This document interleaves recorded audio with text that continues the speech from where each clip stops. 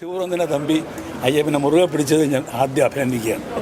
ഇത് വെച്ച് ഇതേ സാങ്കേതികത്വം വെച്ച് മറ്റു പലതും ചെയ്യാമല്ലോ.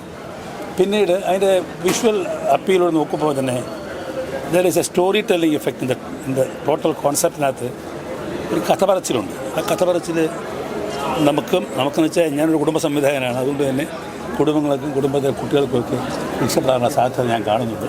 ബാക്കിയുള്ളതൊക്കെ of course depends on how it is going to turn out. But മൊത്തത്തിൽ ആ ശ്രമം മാറിക്കൊണ്ടിരിക്കുന്ന സിനിമയുടെ ഓരോ മുഖങ്ങൾ കണ്ടിട്ട് അപ്ഡേറ്റ് ചെയ്തുകൊണ്ടുള്ള തമ്പിയുടെ ശ്രമത്തെ ഞാൻ അപ്രിഷ്യേറ്റ് ചെയ്യുന്നു. ഇനി പുതിയ സൂപ്പർ താരത്തിൻ്റെ പിറകെ പോയി ഡേറ്റിന് വേണ്ടി കിടന്ന് ജീവിതം കളയാതെ ഇത്തരത്തിലുള്ള സാഹസം ചെയ്ത് കഴിഞ്ഞ് കാണുമ്പോൾ നമുക്കൊരു അന്തസ്സ് സന്തോഷം നമുക്ക് നമ്മുടെ ആ രീതി ഉണ്ടാകും. അങ്ങനെ ചെയ്താൽ ഞങ്ങളെപ്പോൾ ആൾക്കാർ വന്ന് അങ്ങേറ്റം ശ്ലാഘിക്കുകയും ചെയ്യുന്നു. All my best wishes for all of U.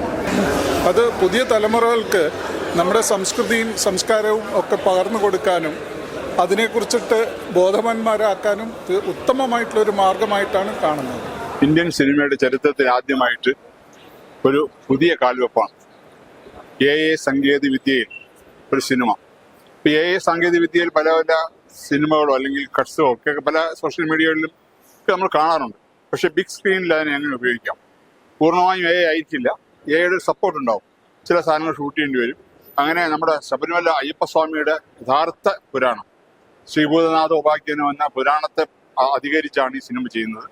അപ്പോൾ ഇതിൽ മറ്റ് പല സിനിമകളും അയ്യപ്പസ്വാമിയുടെ കഥകൾ അധികരിച്ച് വന്നിട്ടുണ്ടെങ്കിലും ഭഗവാന്റെ യഥാർത്ഥ ചരിത്രം പറയുന്നത് 400 വർഷം മുമ്പ് എഴുതപ്പെട്ട ശ്രീഭൂതനാഥ ഉപാഖ്യാനം എന്ന് പറയുന്ന സംസ്കൃത ഗ്രന്ഥമാണ്.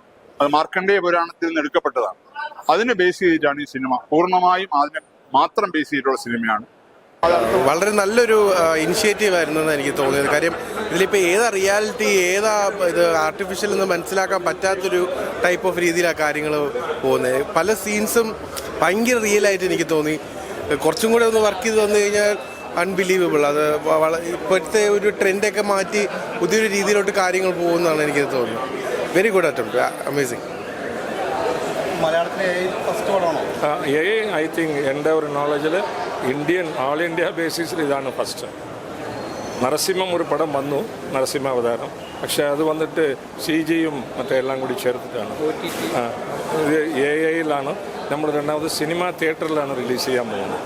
അങ്ങനെ ആരും അറ്റംപ്റ്റ് ചെയ്തിട്ടില്ല. ഇപ്പോൾ ഒരു AI വരുന്നുണ്ട്, മഹാഭാരതം. അത് OTT ഡയറക്റ്റ് റിലീസ്. എന്താ റിലീസാവുന്നത്? ഞങ്ങൾ April 14 ഉദ്ദേശിക്കുന്നത്. അത് തീരുന്ന മുറയ്ക്കായിരിക്കും. AI ആയതുകൊണ്ട് ഒരുപാട് വെച്ചാൽ ബാക്കിൽ 2-3 പേരുടെ പേര് മാത്രമേ ഇപ്പോൾ പറഞ്ഞിട്ടുള്ളൂ. വിഷ്ണു, വിനോദ്, ഒരു സംഘം ആൾക്കാരുണ്ട്. ഇത് ബാക്കിൽ 100-200 പേരുണ്ട്. ഇത് ക്രിയേറ്റ് ചെയ്യണമെങ്കിൽ എവറി ഫ്രെയിം ക്രിയേറ്റ് ചെയ്ത് പോകണം. അതിൻ്റെ ഒരു ഡിലേ ഫാക്ടർ ഉണ്ടാകും. പക്ഷെ അത് നോക്കിയിട്ടായിരിക്കും ഞങ്ങൾ ചെയ്യുന്നത്.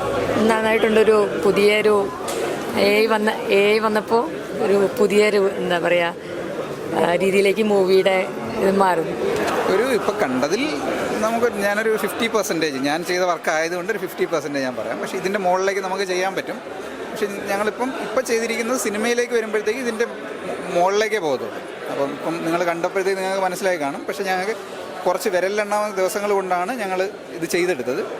സിനിമ വരുമ്പോഴത്തേക്ക് നമുക്കൊരു നല്ലൊരു സമയം കണ്ട്. അപ്പോൾ ആ സമയത്ത് നമ്മൾ പരമാവധി ഒരു റിയൽ ഷൂട്ട് ചെയ്ത സിനിമ കാണുന്നതിന് എങ്ങനെയാണോ അതേ അവസ്ഥയിലേക്ക് തന്നെ നമ്മൾ AI വെച്ചിട്ട് സിനിമ കൊണ്ടുവരാനായിട്ട് നമുക്കതിനിപ്പോൾ പറ്റും.